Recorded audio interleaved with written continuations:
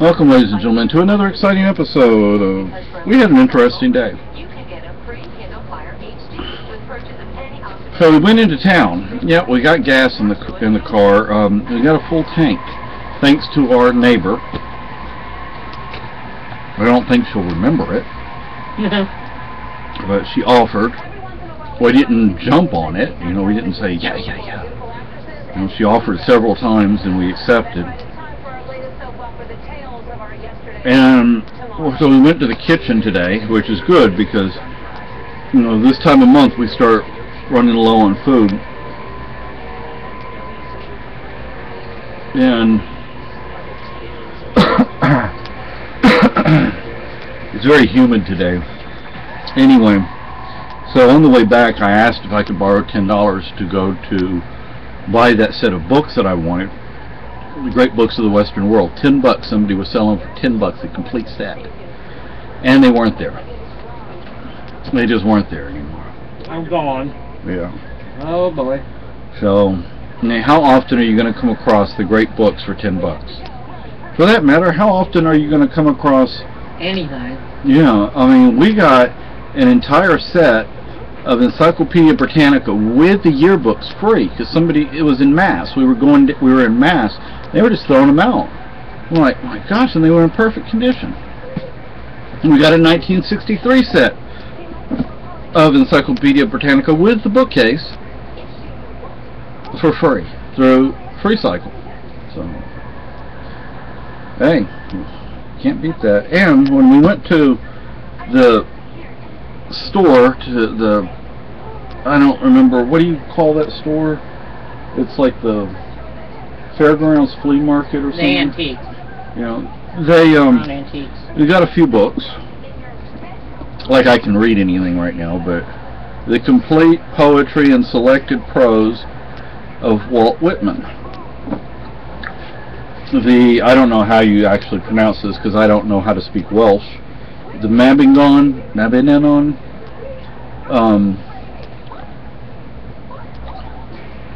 I was reading something online, and I think they were saying this is basically the Welsh version of the Tame.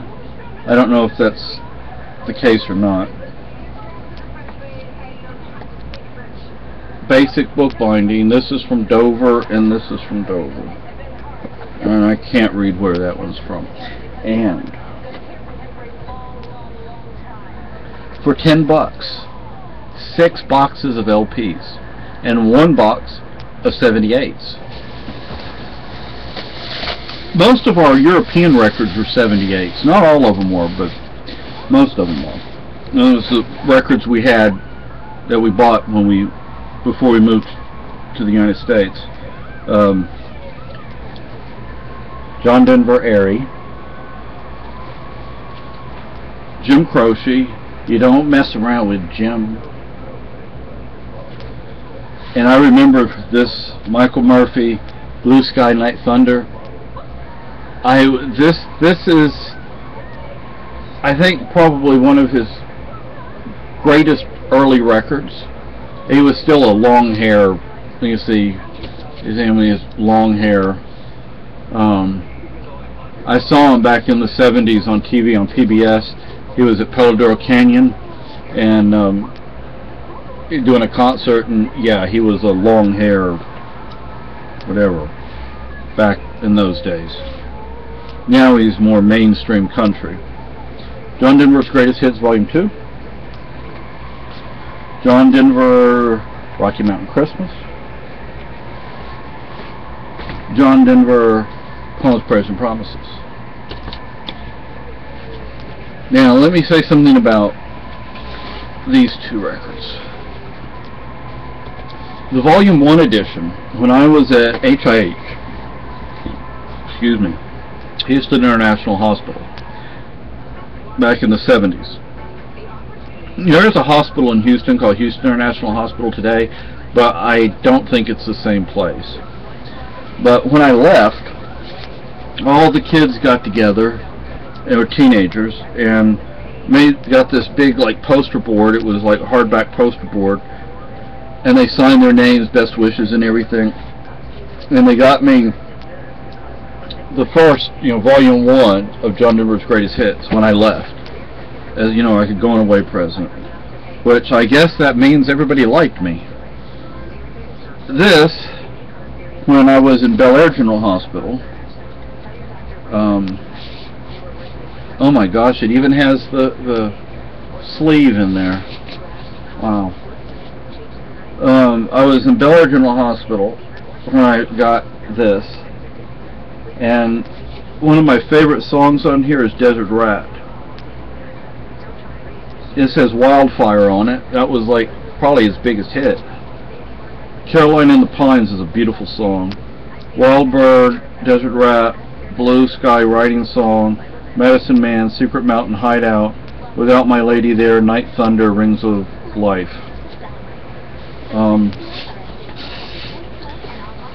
So, can you tell that I like John Denver? They didn't have any Harry Chapin, otherwise, or Tom Paxton. They did have some Peter, Paul, and Mary, but I had several of their albums, and they're pretty much all the same. It's like they put the same songs on a lot of their albums. I'm like, what's the point in that? Just buy 2 albums and you have all their songs. It's like... Kind of cheating people, aren't they? Yeah, yeah. And can you tell my age by the kind of music I listen to and who I listen to? Anyway, so my wife, what did you get? At the antique store? Anywhere.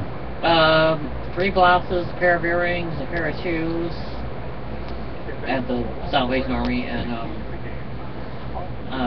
crochet book at the Crochet It, Love It, Wear It at the antique store.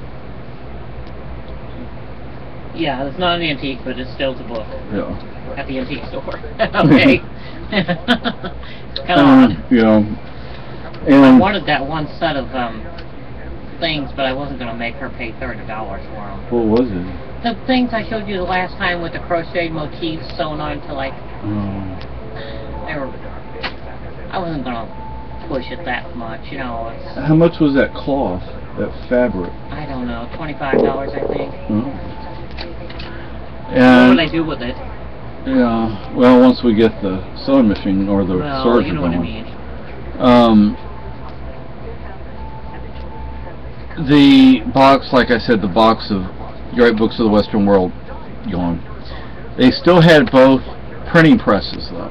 Oh, they did? Yeah. I didn't know they did. Yeah, they still had both printing presses, and I'm like, next month, I don't know, I'll probably not be able to get them, because I don't think they're that cheap, but I don't know, I can't see the price. One was very high priced, I remember that. Yeah. I think it was over $100. Oh, that's too much. They also have the drawers that they used to put the Letters in. the letters in for the printing presses, but they don't have, because when they stopped using that kind of printing press, they melted all that stuff down for scrap. But you have uppercase and lowercase. A lot of people don't know uppercase and lowercase. It comes from the uppercase where they kept the capital letters, uppercase, on the uppercase of the drawers, and the lowercase had the small letters. Oh, I didn't realize they did. Yeah, that's where uppercase and lowercase come from. They have snowshoes. I don't know how much they are. Used snowshoes, a lot of places you can find them for between, say, $40 and $60, $40, $65. So $40 to $65, and we don't need snowshoes right now, but A lot of times they're just not good, though. Yeah. Not very good. But One guy said they're more to look at than they are to actually use. And you have to get with the old style snowshoes. You have to get things for your not cleats, but Clamps, like. well, yeah. So like you dig into the ice because you can't go uphill in them unless you have something that digs in. Oh, yeah. And They're smooth, aren't they? Yeah, and then you have to go like sideways sometimes.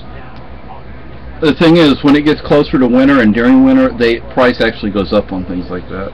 Yeah, the guy at the that Pelletiers was telling us about them. You know. Yeah. He was very talkative. Yes, he was. Friendly guy. Yeah.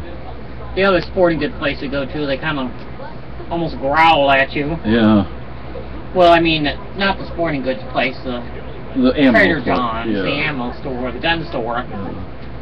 But It's quite kind of gruff. Yeah. But I did get an email this morning from one company. I don't the Armory or the Armor. Ooh. Thunderstorm watch. We're in a thunderstorm watch. Well, folks. just barely. And our cherry tomatoes have started to come up.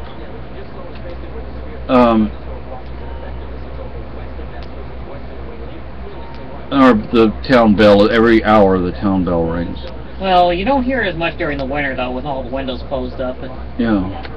Unless it's the middle of the night and you're trying to go to sleep and dong! Yeah. Dong!